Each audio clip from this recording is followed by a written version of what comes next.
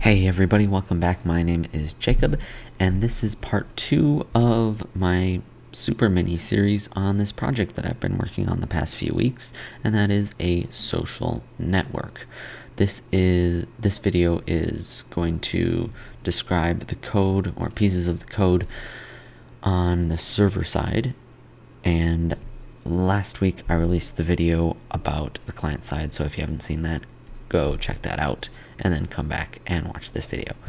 Okay, so let's get started. Obviously we have imports here at the top and an interface here because I'm using TypeScript, but that's all boring, or maybe not. So I'll describe my imports. So here we have Koa. That's basically a stripped down version of Express. And I want to use session cookies with Koa, so I use the Koa session library.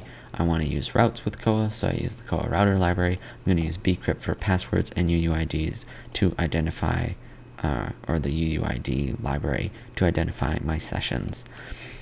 So I have this database class that I implemented in a different file, but that one's pretty boring. Create a new router, grab our config, create a new Koa app, and set up our sessions in a map. Now, the rest of this server's code is actually really simple because it's all very, very similar. So I'm just going to start out with one of the most simple routes here, and that is router.get am I logged in. That simply returns the user's ID if they are logged in and returns -1 if they aren't. So here I'm grabbing the GUID off of the context session and then grabbing out of our sessions map the session that uses that GUID. And then if both the GUID exists, because it was in the session, and the session exists, yes, we have a session here that matches this, stored in our application right now, then return the session user ID, otherwise return -1. Pretty simple. Let's move on to a little more complicated route, and that is the /me route that just returns the current user's information, or some of the current user's information.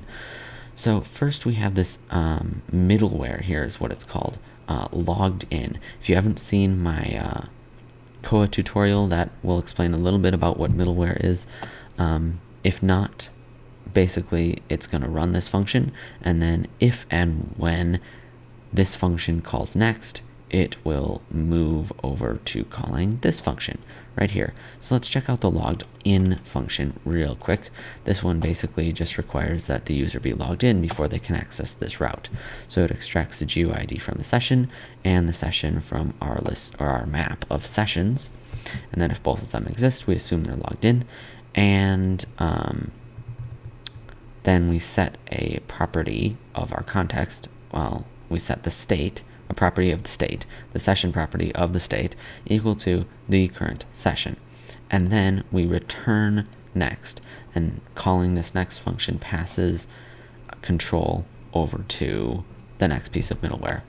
Otherwise, if the user is not logged in, we just return, we respond to the request with a body that says error true. I haven't really fleshed out what errors I want in the API yet, so I'm just saying error true, and the client side doesn't actually even interact with that yet. So we have logged in here, so verify that the user is logged in. If they're not logged in, don't even let them get past this piece of middleware. If they are logged in, then set context.state.session right here so we can access it in the next piece of middleware. So then what I do here, by the way, D is just my database object, because I'm great at variable names, obviously. So we'll grab the user from the database based on their user ID found in their session, because this is the /me, so it's whoever's logged in at the moment. And then when that returns, then we respond to the network request with whatever we got back from the database. Otherwise, we'll assume that for some reason this user is not found and respond with 404. this is pretty much how the rest of the routes are defined.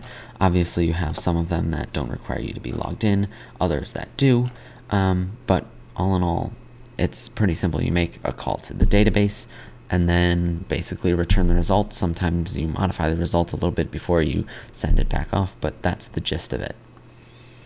And then back down here, we have some other boring housekeeping things that you will learn all about if you look at the documentation for Koa and a few other of the libraries that I'm using here, which, by the way, you can also learn about in that Koa tutorial that I released a few weeks ago. I'll provide a link in the description and probably have a card pop up somewhere along the edge here. So, anyways, that is a brief overview of the code that went into the server for my social network project. If this project is something that interests you, please let me know in the comments down below and head over to my Patreon page and support me there, because if I release the code to this project, it's definitely going to be on Patreon, because this is way too big of a project to release as a video. Obviously, I wouldn't be able to write all of this in a long time. I mean, it's taken me a couple weeks to write this code. It's not going to happen in a half-hour video or whatever. So let me know if you're interested in watching me develop more of this project, and support me on Patreon if you want to see more. Thanks so much for watching, guys. Hope you enjoyed this tutorial. Maybe you learned something from it. Otherwise, I hope it held your interest. And yeah, have a good one.